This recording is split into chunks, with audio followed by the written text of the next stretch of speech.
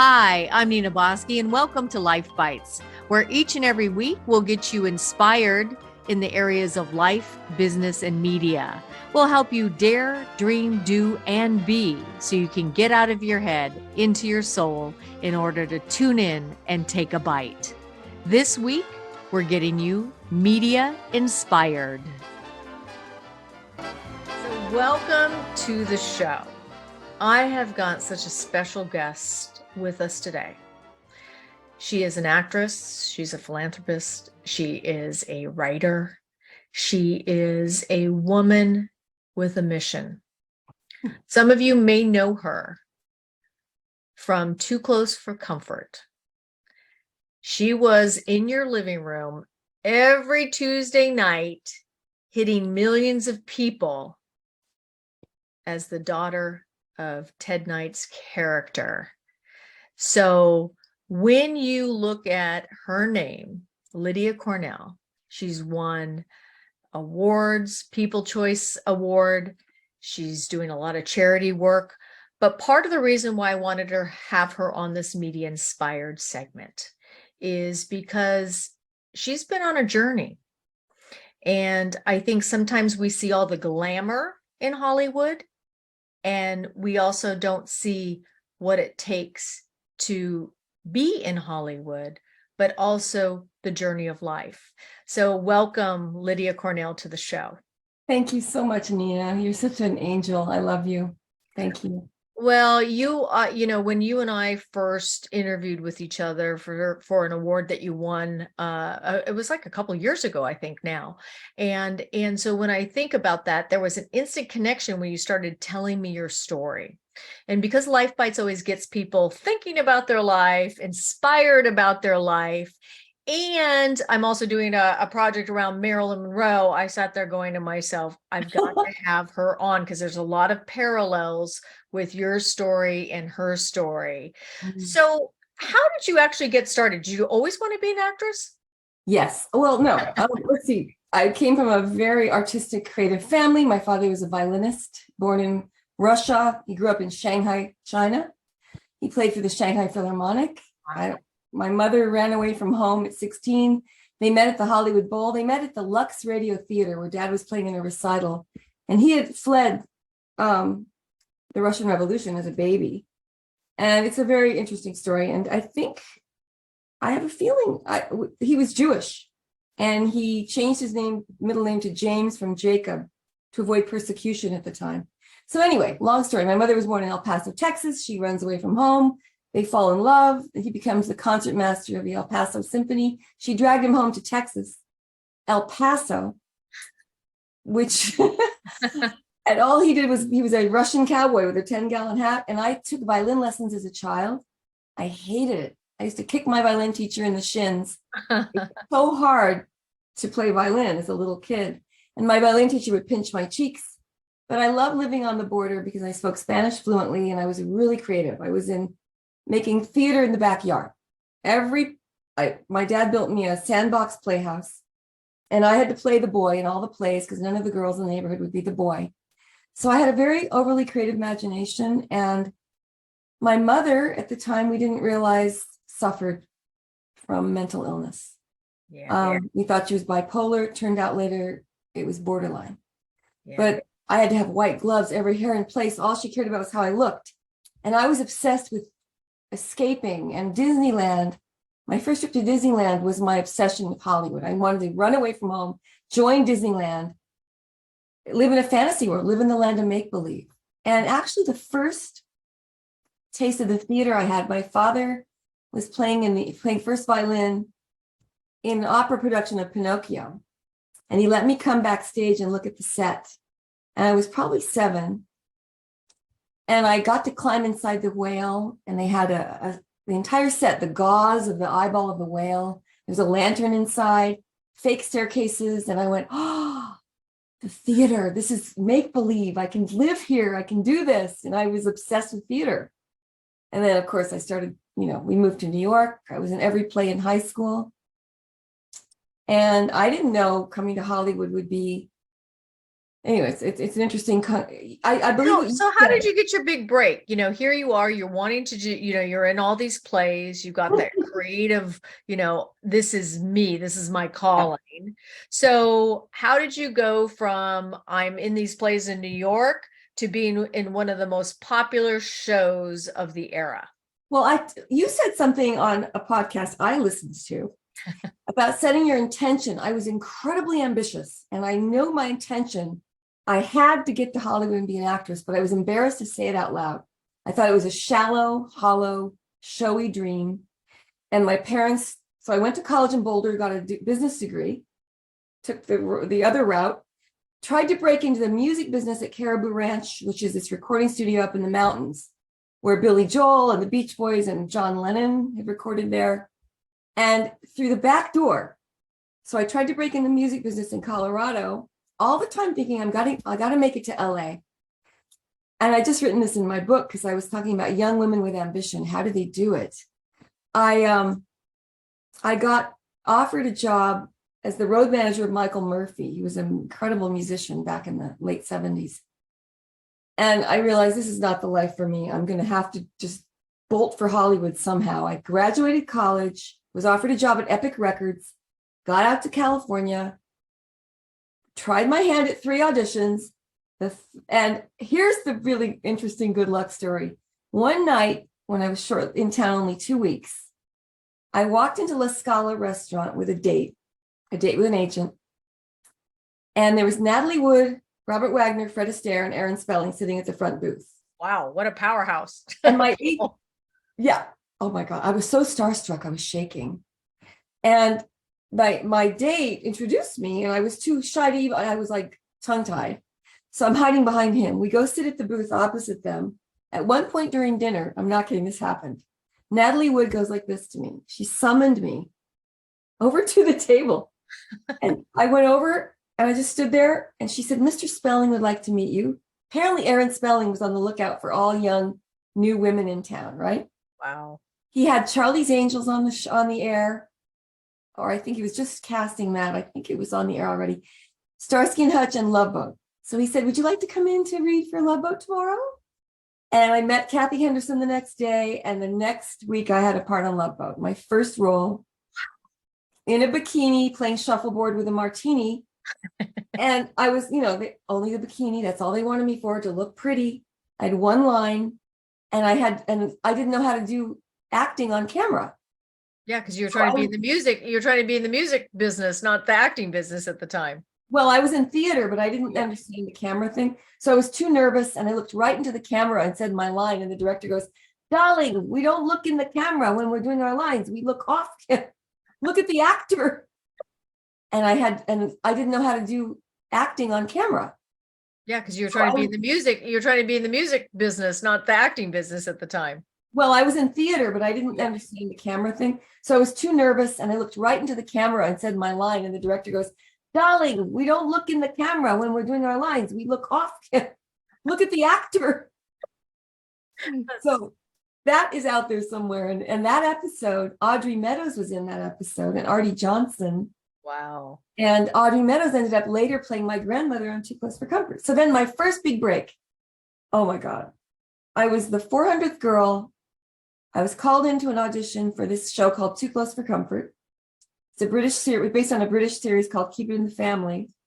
The producers already had Three's Company on the air. I take a bus to get there. I didn't have a car yet. It was raining. I was bedraggled. I come in, I'm 45 minutes late. Wow. And the secretary looked at me and she said, I'm sorry, they've seen the last girl. They've seen 400 girls, honey. Go home. They're not going to, you're too late. And I start to cry. And Arnie Sultan comes out of the office. He's the showrunner, the producer of the show. And he goes, let her read. She looks the part.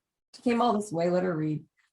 This is like a crazy story. I go in, and there's a casting director. There's Arnie, and there's Tom Werner, Carsey Werner. They were the ABC execs. Wow. And I read with Arnie Sultan. And there's a line in the script that says, Sarah gives Dad a raspberry. So the line was like, I'm reading with Ted Knight, apparently, and it's Arnie Sultan. And I go, in case you haven't noticed, we're two very sophisticated young women. And I pick up an imaginary raspberry and I go, so there.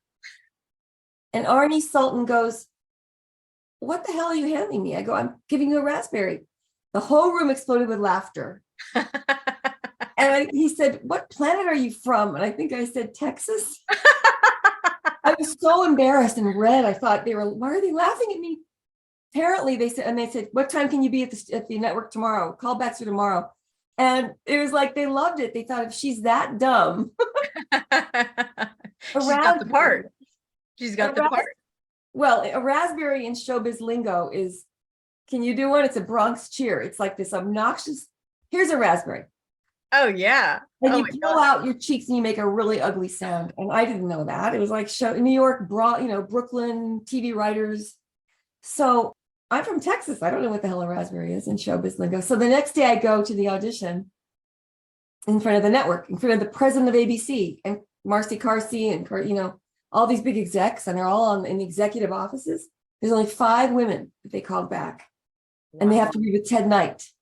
And Ted's already there, of course. And I come in wearing a virginal white dress. All the other actresses are wearing hooker outfits with their boobs hanging out. And they didn't want that. They wanted a virginal dumb blonde, a sex symbol. And who doesn't know she's a sex symbol? So I read with Ted. They laughed, they clapped, they laughed. They said, okay, we're going to tell you this right now. We never do this. You got the part. You're Sarah. We'll call your agent later, but we want you to know first. And I read with Deborah von Valkenburg, who played my sister. She was already cast. She plays Jackie. This is the Godshot. She says to me, Lydia, what's your last name? It sounds like a Russian name. I went, it's Kornilov or Kornilov. It's so hard to pronounce. I was really embarrassed by my name. I have to go and find a shorter name. And she goes, Kornilov. I worked for 3 years with a Gregory Kornilov in New York City, but he was transferred to Holland. And I went, that's my father. Wow. That's a Godshot. I got a Godshot on that one. That was, talking about synchronicity, right? Yeah. So that's a breadcrumb on the path of life where you go, I'm in the right place. I've had hundreds of those, but that was my first big one in Hollywood because Deborah and I are now still best friends, close as can be. And I wrote a movie with her starring in it with me again as sisters 20 years after the show ended. So we ended up playing sisters for 6 years. She's an angel. I love her. Oh my God. Well, and in your career, you've been in Hollywood for a long time. And so to survive in Hollywood is not always the easiest thing.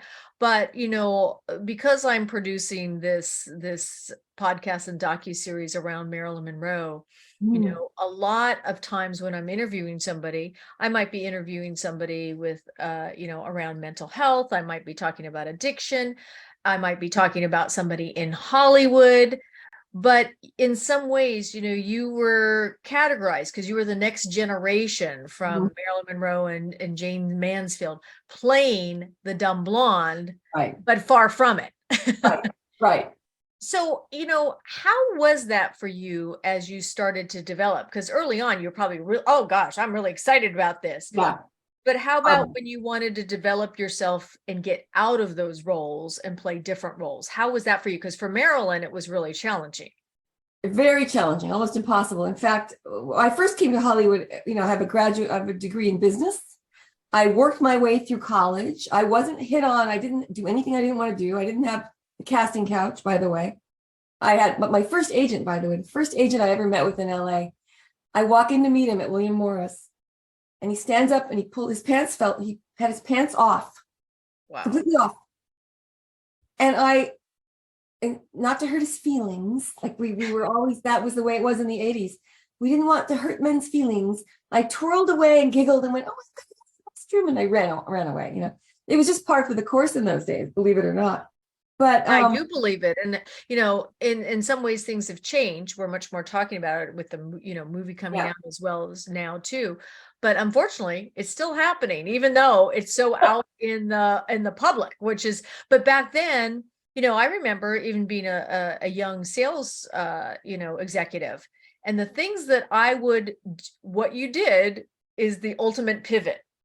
You didn't make him feel bad, but you got out of the situation. Right.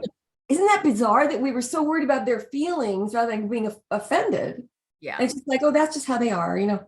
But anyway, I also was really ambitious as far as I was a creative person. I was writing, and I'd written a book on Stalin and Trotsky that I got from the first job. I worked for Jack Webb briefly for the assistant director who was casting a film with Mark Harmon, Lana Turner, and Glynis O'Connor.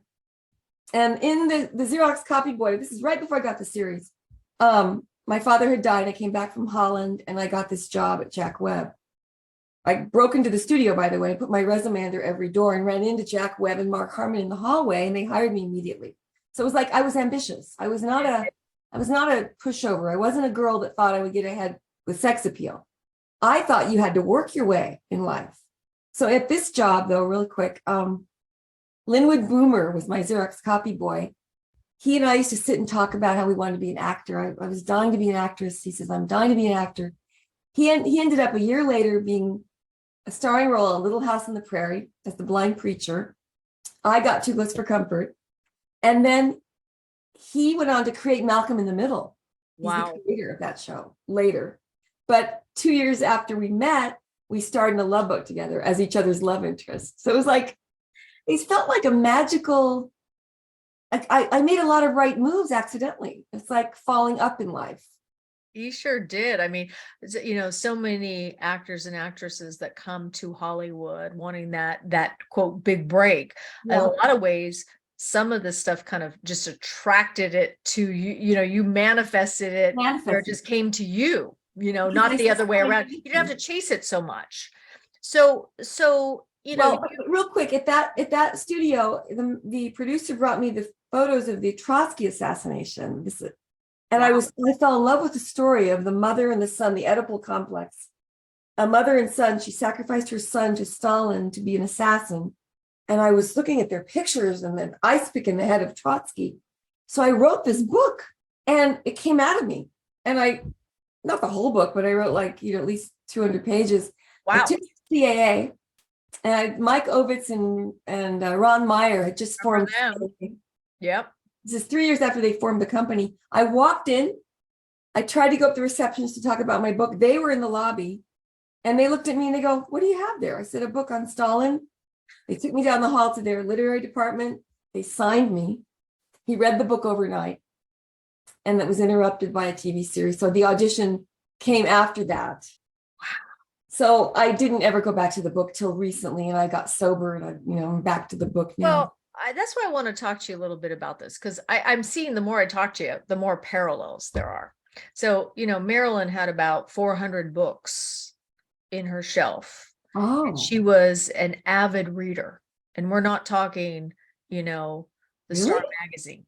No, she was a ferocious reader, and she was very much into philosophy, metaphysics, politics, really, would spend time with intellectuals. So when I sit here, you are, I'm getting these roles at the Dumb Blonde, and yet I'm going to CAA with my Stalin book. I'm like, okay, what I mean? That would be something she would have done. You know what I mean? Because she wanted to be known as a serious actress. She walked away from her Fox contract, to move to New York to actually study acting. With Strasberg. And so, think about that, from your own standpoint of, you were so much more than that dumb blonde. So pick us up from, so here you are, you're doing these television shows, and then what? Well, we're all we're all more than we seem, by the way. Hollywood typecast us. They've done that with women forever. I wrote a movie called Venus Conspiracy, which Deborah and I did the short version of it, but it's about a plot to keep us thin and insecure. And the log line is, all human suffering is caused by Victoria's Secret. That's so true. Victoria's Secret is waning, but we're all more than we are. We're human. We're rounded human beings with true desires and wants, and it's not all for show. I'm curious about life. I've always been really intrigued. I feel that the woman who wrote Eat, Pray, Love, Elizabeth Gilbert, she said, we're all we're receiving information from the great thoughts, the great thinkers. If you have an open mind, you'll start to really be curious about life, and that adds to your creativity. If you're just looking at how cute you are You come to Hollywood with just, I'm cute, I want to be a star. No, Yeah. there's too many cute people. And you've got to have some passion, a burning passion to create art, I think, to have any longevity here. I took a long break from being typecast and being rejected and not being wanted. And I was just, they made posters, bikini posters. They tried to get me to do nudity. I never would do nudity. They tried to trick me into being topless in a movie I did. Wow. First movie. And I just remembered this story because James Earl Jones played my smuggling buddy. I got to spend 9 weeks in Greece with James Earl Jones, Oh. with Ferrer, Lila Kudrova, who won an Oscar for Zorba the Greek, Martin Kove from the Karate Kid movies, and Deborah Shelton and Mary Louise Weller from Animal House. So we were all stuck on this Greek fortress, Monemvasia, a Byzantine fortress for 9 weeks. And the underwater camera kept saying, the producer kept wanting me to dive into the ocean and drown. I had a drowning scene. And he says, take your top off. I don't have a manager on the set, no union to protect me when you're that far away from home. And I had to come up with an idea. And so the Greek wardrobe lady and I were scheming. I go, how can I couldn't speak Greek and she couldn't speak English. And I went, cover this, cover this. She tried bandages first and they fell off in the water. The second thing she went, oh, zinc oxide. She took this white cream, plastered my boobs with it. So I'm on the beach exercising. I pull my tank top off and all they see is from behind. And they got the shot they wanted. I look like I'm topless. And I run in the water and they have an underwater camera, scuba diver with a camera underwater in this big ocean, the Aegean Sea. And they couldn't catch anything because I was white. It's white right here, right? You beat them at their own game there, so you were able to kind of, bob and weave and get out of not being able to have to be, do something that was against kind of your own value system. Right. So you obviously had some really big breaks early on. Yeah. And then you said, I went a long time where the opposite happened. So tell us a little bit about that. Because I think sometimes, first of all, Hollywood always likes a comeback. And so there's a comeback, but there's a comeback with more depth, I think, that's coming through. Tell us a little bit about that story. Well, I always say I found my soul in a pornographic world. That's how I frame my time in Hollywood. You've got on one end or the other of success, you have to find the deeper meaning in life, what your true purpose is. You have to find your soul. And all that cover up, the mask I was wearing, the cute teeny bopper, the posters, I was running for my life to just look good in front of the camera and keep my job. There were some really dark days. But as the show petered out and ended, I also did 100 different, I was always guest starring on A-Team, Knight Rider, Simon & Simon, Hunter, Hardball, 5 Love Boats, 2 Hotels, Fantasy Island, Quantum Leap, Curb Your Enthusiasm. I mean, everything you could name. I dyed my hair dark to get roles. I played a Spanish teacher in Full House, DJ's Spanish teacher, because I speak Spanish fluently. That didn't help in the show, but I tried really hard to make everything outside fit their model. But as you get older, 35, you're not looking as thin or young anymore. And Hollywood, in my era, they threw me away at 35. That was just what I convinced myself. The truth is, I started drinking. The alcoholism, it's not about the alcohol, it's the ism, which is the hole in your heart, that deep thing you're trying to fill with love. And I couldn't get the unconditional love at home, which is why I think I came to Hollywood in the first place, to find this love of many, many strangers loving me. It's very narcissistic.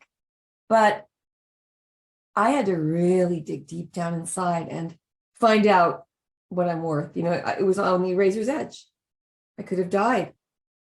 And there was a point where I was a radioactive drunk and I started drinking heavily and I drank. Then I realized, wait a minute, I'm 37. I haven't had a baby yet. I got to have a baby. You have to have a child before you turn 39. Yeah. With the biological clock. And I spent a lot of years really, in the 80s and the early 90s, they flew me around the world to play tennis in Monaco, Monte Carlo. There was this heyday of crazy celebrity trips. Mm-hmm. So I was in Monte Carlo twice for the Princess Grace Foundation tennis tournament. I was so drunk on center court, I fainted in front of Jenny Craig, Harry Belafonte, Sean Connery. Oh, It's like Prince Albert. But I remember just being really these wild days of drinking and partying and going everywhere and being paid to do these things.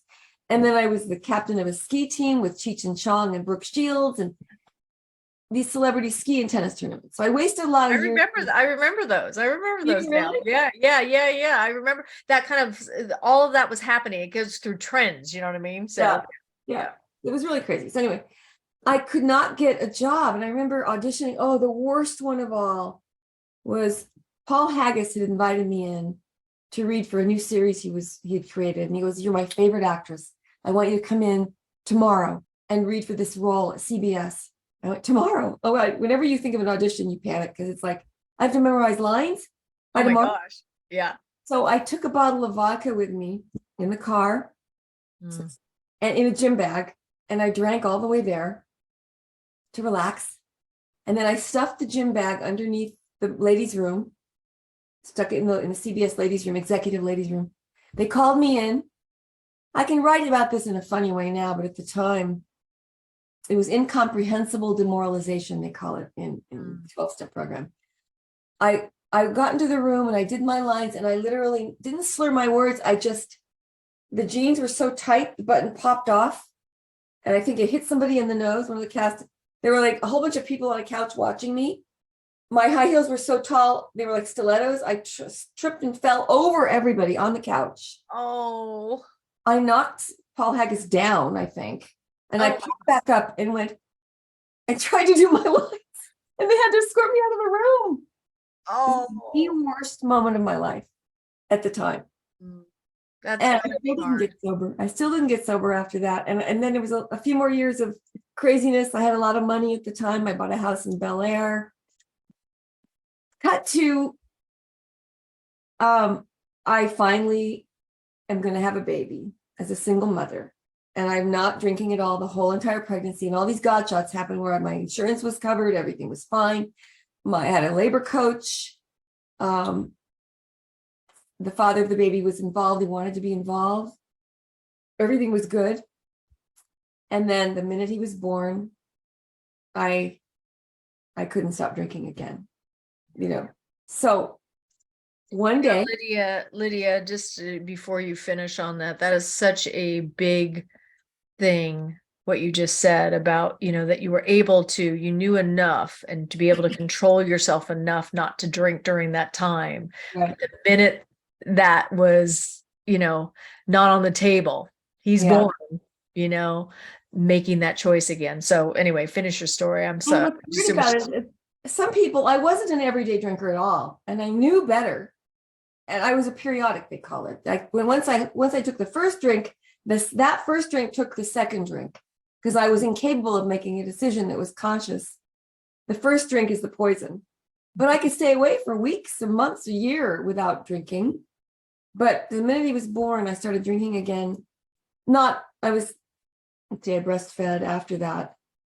But one day on Labor Day weekend, and this is my big story I tell in meetings, I was standing at the top of the stairs.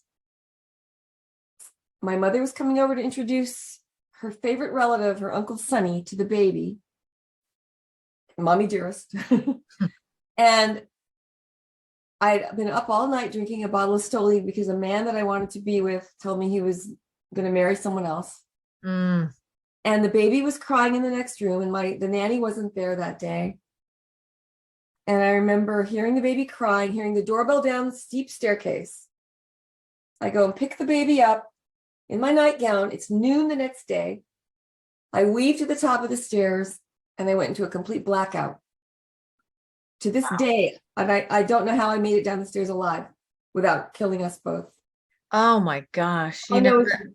Yeah. That's got to be scary. And let me ask you though, being around addiction, being around mental health, that sometimes, especially with addiction, that doesn't stop you. Did that stop you in your tracks?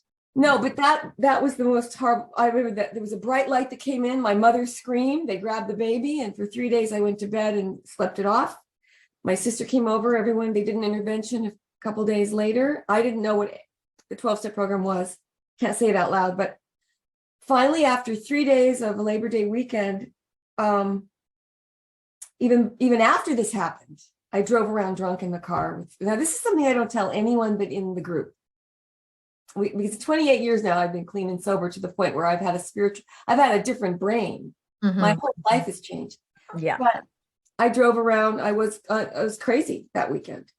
And then one day on Labor Day itself, September 11th, 1994, I floated into a meeting at the Good Shepherd Church. All these shiny, beautiful Beverly Hills women, full of cinnamon pastries. And the person at the podium says, if you don't know you're an alcoholic and you wandered into this room and you don't know you're an alcoholic, let's put it this way. Virgins don't take pregnancy tests. And the whole room roared with laughter. And I went, what a happy place. I didn't even know how I got there to this day. I don't know if I drove. I don't think I drove. And I had my first magical Godshot surrender that day, a miracle, I call it. I admitted I had a problem. And 20 years of hell, I cried a river. And it came off me like 20 years of covering, masking, hiding, faking, lying. I was like liberated in a weird way. That was my first surrender. And this woman took me home and she said, let's go home to your house and talk. And I had a townhouse in Beverly Hills. And we talked and she said, she didn't know my story. I had this terribly big resentment against my mother for giving away my Barbie. She gave away original Barbie Ken and Midge. Oh my gosh. And everything I kept saying, Mom, never give these away. I'm hiding them in the attic. And I held a resentment against my mom for 20 years. This woman says to me at my first, after the meeting, she says, Lydia, you're going to overcome every resentment you ever had in this program. For example, I overcame a lifelong resentment against my mother for giving away my Barbies. And I went, see, no one knew how big this was for me. It was like, my mom and I fought about that every day. We had a fight about it a couple days earlier. Nobody else I've ever heard had that story but me. It's like, well, it's so interesting. You're talking about Barbies. I still have my Barbies. And I'm very, very, I want to give them to somebody, but I have to give them to the right person. And I've given away all my dolls except for my Barbies. So I have to tell you, I'm still very attached to my Barbies. My mission, I thought they were going to be worth a fortune. I had the original bubble cut Barbie Ken. Oh, yeah, yeah. I'm going to give these to my child one day. They're going to be worth a fortune. Plus, they were my favorite doll growing up because we wanted those tiny waistlines. But anyway, to make a long story short, that was the biggest Godshot I've ever had. That she had the same story.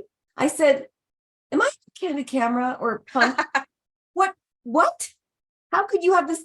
I've never heard it since. Chills were running down my spine. I went, oh, it's like I felt like I was a train off the track and I was suddenly snapped into divine alignment that moment.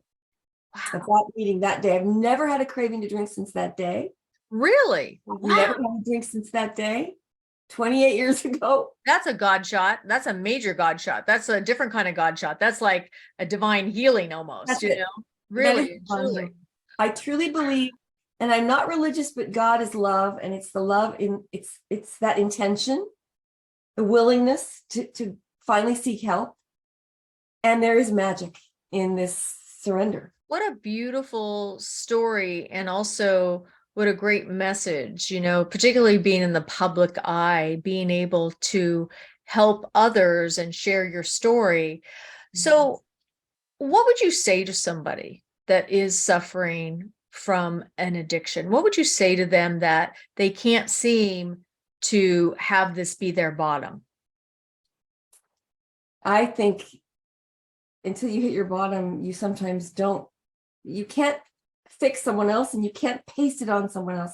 I couldn't help my own little baby brother. That first year that I got sober, I found his body. Oh.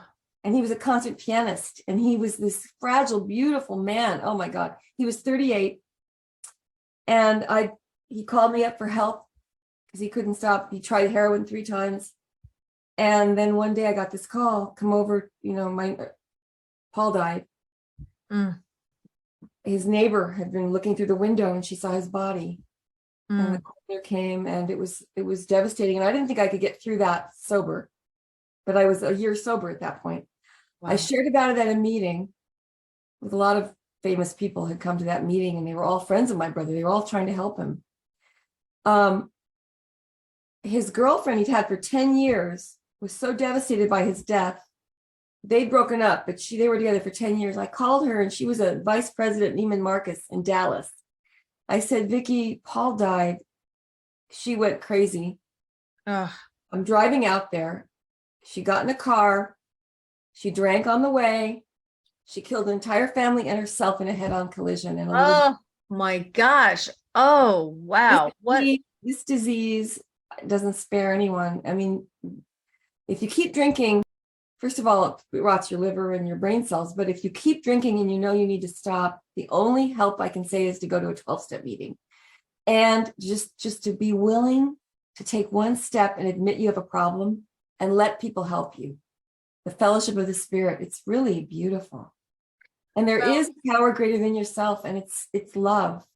You know, spending a lot of time in this space and having my loved one recently pass away. And I said something, I said, when I was talking to people about Marilyn Monroe and utilizing her story to turn it from a tragedy to a transformation, it was more like, we can do that. But here's the thing. It doesn't always lead to transformation. And you just said that. What made you open that moment and somebody else continue to drink? And the challenge with it is that, that bottom is going to be something different for all of us. I mean, my bottom is going to be different than your bottom, but I find it very fascinating now, because I think I would be a little bit more idealistic, like, oh no, it could be from tragedy to transformation, and triumph, right? And I think that's a little bit Pollyanna, because not everybody can make that transition. And it makes me wonder sometimes, because I've had people who are now recovered like yourself, and they say, I don't know what it is, but I just stopped and I could do it. I don't know what it is either. Yeah. And my friend, she couldn't do it. She could not do it. And, your family member, yourself, that has gone through this. And, when I started interviewing you and hearing more about your story, and I said, oh my gosh, it's a parallel. Your mother also suffered, as you said, from borderline personality, which we now know with Marilyn, bipolar and a depressive disorder, but could have had, and probably most definitely diagnosed in borderline personality as well. And so you are not immune to having both mental health, family members, and addiction in your family. Did you come from a family of addiction prior? Interestingly, no. My great-great-grandmother, Callie Fairley, was the first policewoman in the Wild West.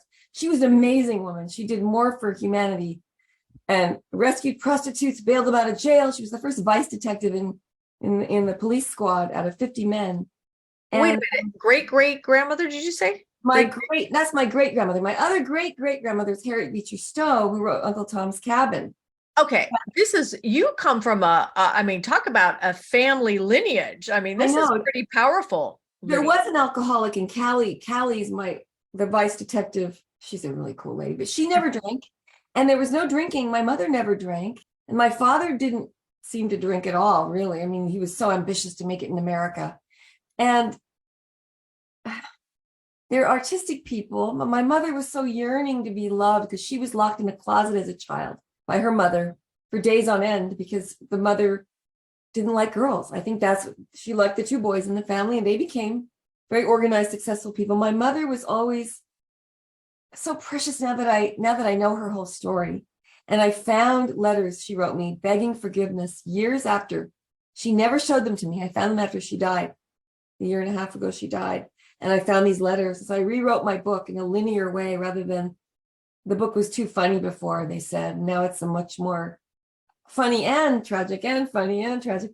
But there wasn't addiction in my family that I knew of, not that much. Wow. But there was this other thing, the ism. And the deep low self-esteem of my poor mother. Part of it was the times. I mean, she went through, that coquettish Texas, wanting to be beautiful, wanting to be loved, having to be perfect. And And then also you got that, the kind of legacy picture that she projected onto you. And because you were this beautiful starlet too, that's going to be a hard kind of, I call it picture or a process in your own makeup, especially as a young woman and human being, trying to find yourself in the world. That's a wait a minute here. I'm well, much wait more a than minute. beautiful. If you think of Marilyn, like you said, Marilyn was only looked at for her sexy beauty. It was like, oh, everyone wanted to own her and eat her and love her. And she was so innocent too, and so kind of Yeah. didn't seem to know she wasn't conceited. She didn't have that vampish, No, not at But all. there's something so alluring about that for men, and it's really just putting a doll on a shelf. And I was in that position too. They made posters of me, bikini posters. They didn't want me to have anything more than just a few dumb blonde lines. They didn't want me to grow up to be, I would have had to do a burning bed like Farrah Fawcett did, or she did another Extremities on Broadway where she was Yeah. beaten and raped. She got to show her acting chops. You don't always want to go down that really hard route. Yeah. Wrong gained 100 pounds to play in Monster, right? Or what was the Yeah. I mean, yeah, monster. And so, think about it, as a actress, as a philanthropist. Let's move a little bit to your charity work because you are really doing some really good stuff in the world. And the more I get to know you in terms of your legacy, wow. I mean, those are some roots coming forward. I mean, you've got this, police first vice police person woman, and then you've got, your great grandmother who is, writing Uncle Tom's Cabin. I mean, that's huge in terms of your roots and your legacy coming forward. What are you doing in the world right now with mental health and helping other people and some of your charity work? Let's talk about that. The main thing I do is when I go to meetings, I also help and sponsor younger people or people that are suffering. And I have to do more of that. But I've been extremely myopic lately with trying to write the book. And it's hard to do everything because during the pandemic, we didn't have in-person meetings. 12-step meetings are amazing. It's like you don't have to believe in God or anything. You just have to come. It's the fellowship of the Spirit. Everyone's there to help each other. And I've learned that to be of love and service is a line I wrote in my book. I read somewhere, I think it was that great philosopher, Matthew McConaughey, who said, all my suffering is a result of thinking about myself too much. When I'm helping others, I'm happy. Well, a little bit of that. I mean, we do have to be we have to have self-care and self-love. And you can't give away what you haven't got. So if I'm not full of self-worth and self-love, I'm going to be resentful and envious of others. Those are the school shooters. Those are the people who are so feeling bullied and they're so hurt inside. They don't have a wholeness. They're not whole. There's a great Tao I love, Tao 22. Once you've attained wholeness, everything will flock to you. And it's like we all want that feeling inside that the drink used to give me. The spirits of the drink are replaced by the spirits of this program, or just a spiritual program of any sort. Even if you just have love around you and people that support you. We need each other. We're a collaborative society. We can't do it alone. No. That's why the groups they're free. You don't have to pay anything. It's like group therapy. And you get to talk about your bullshit and all the things going on, all the ugly things going on, and nobody tells your secrets. I love that. I love that. And it's such a great community as well, too. I mean, there's so many bonds that are formed. And the fact that you also have a podcast yourself. So talk to us a little bit about your podcast. Well, Gotcha. I trademarked Diane Cannon, the movie star. Yeah. I go to a metaphysical church. And then, by the way, Marilyn's mother was a member of this. My mother raised me. She was so desperate for something to cling to help her. Christian Science. Yes. It's a very advanced law of attraction on steroids. It's about God is love. Love is all there is. There's no opposing force. There's no original sin. It's really Emmett Fox, Science of Mind. There's not weird. It's not Scientology. It's just this beautiful way of, and the more I study that, the more I realize that is the key. It's metaphysics. And you're into that too. But I started studying that again. I met Diane Cannon in my group. So we both had the same teacher. I took a class and she said, you should trademark the term Godshots. I went, can you trademark the term? because I heard it in recovery meetings. Yeah. And I got the trademark. Oh, oh, wow. That's powerful. That's such a great, I mean, I love Godshots. And so what is your podcast about? It's mental Oh, health, right? Mental health, but it's looking for the good in life, because I do believe that whatever you focus on grows. Where you say where energy goes, Yes. you follow, right? Yeah, exactly. Energy follows thought. So if your Energy thoughts are follows filled thought. with negativity, you're not going to get to joy. Right. So I met my partner by a lawsuit. My lawyer sued her, threatened to sue a person for using the term Godshots. And I went, that's a little extreme. And she got this legal letter, a woman in Virginia, a nurse practitioner. And she said, we called each other. She called me and I said, why don't we join forces? You have Godshots, I have Godshots. Now we're partners in Godshots. She's a little more Bible-based, but she's very open. She's into Wayne Dyer, all the great thinkers. Buddhism, Gandhi, it all comes down to the same thing. Yeah. Love is the answer. Love your enemies, which sometimes our enemies are our own thoughts. Yeah. So I would say withdraw your attention from your enemies and they expire from neglect. Our worries, our thoughts, our fears, our fellow man. But as I practice, and you said the word practice in the earlier podcast, practice is the thing we need. Discipline, practice, intention. The more you practice love, turning everything over to love, stop worrying, stop stressing, realize you're made in the reflection of love. Things start to go better. Your body heals faster. You age backwards. I'm not kidding. I'm practicing it. It's quantum physics. So I want to prove, on our podcast, we talk about looking for the good, starting with gratitude. And we talk about it in a form of, we interview people. We do it through humor. I want to do a forensic files in reverse, where we do the miracles. I love it. Instead of the true crime that seems to be everybody's infatuated with it. And yet at the same time, it still creates that trauma picture, because particularly, how it's that fascination. And I love if we could get more fascinated with how can we create those miracles. Actually, so we don't study the good people. We don't study the successful good people enough. We study the bad all the time.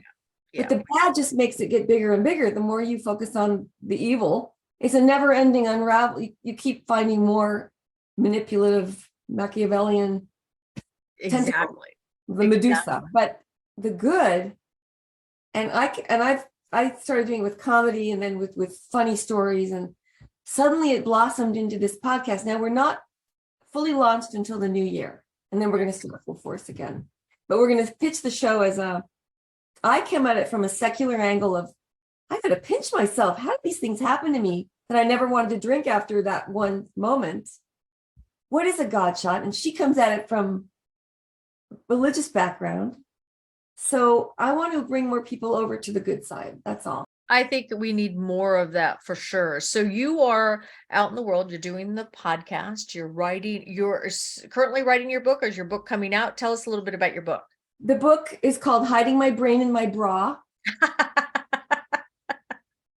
And it's about, the subtitle is Falling Up, but it's about sorry, that was hysterical.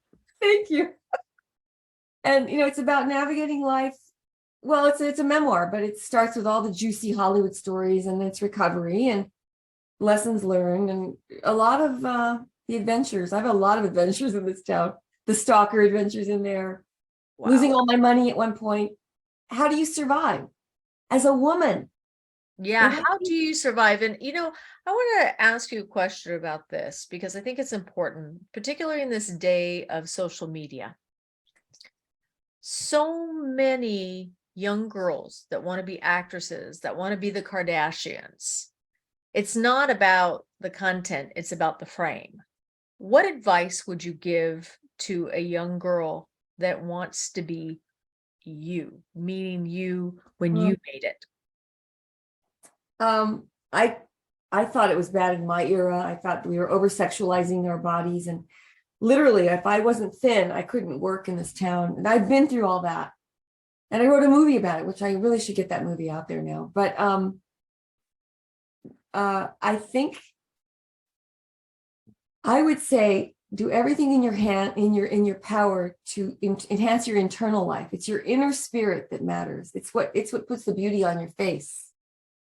The hollowness of looking at someone's figure and their body and their booty and their waistline, it's gonna disappear like that in a few years. I mean, no woman can keep up their looks for that long under that model.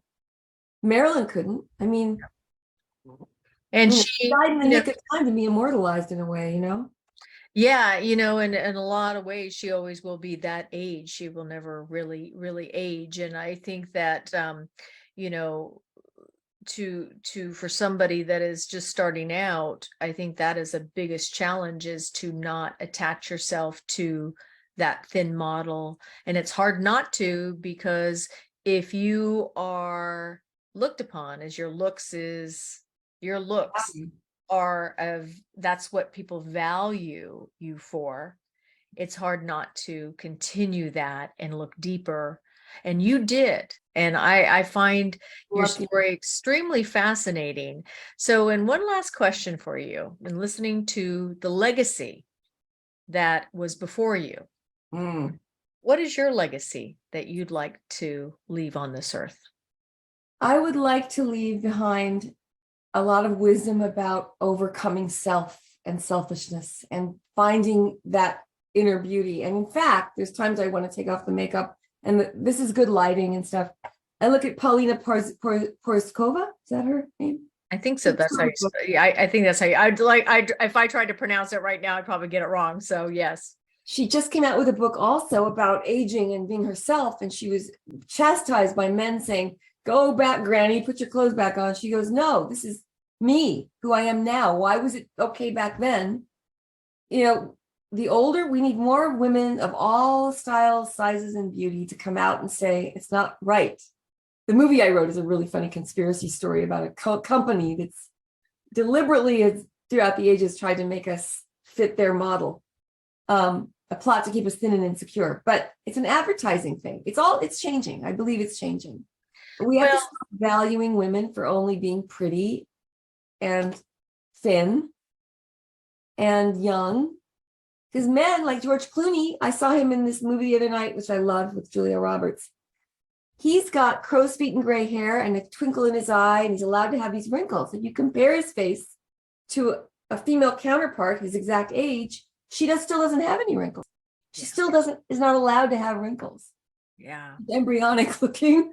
It's a really hard kind of road for young people, because they're working on their face, they're getting the Botox, they're getting all this stuff when they're 20, 23, 24, 20. And I'm thinking, okay, well, what are you going to do when you're 55, 60, 65, 70? I mean, it's I think we're focusing on the wrong things. But I do love the fact that you are out there, you have a message that is beyond just the fun laughs, and you do it in a humorous way. And your book, when is it coming out? That's hysterical.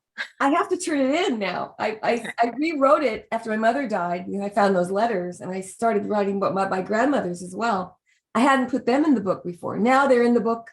It's almost ready to turn into The Agent, and we'll see. I love it. I love it. Well, thank you so much, Lydia Cornell, for being with us today and sharing not just your story, but your journey of not just in entertainment, not just in media, but you're helping people heal. Those Godshots. Love it. Thank you so much. Thank you, Nina. I love you. Thank you so much. All right, I'm Nina Bosky, and for LifeBites, remember to take a bite out of life before life takes a bite out of you.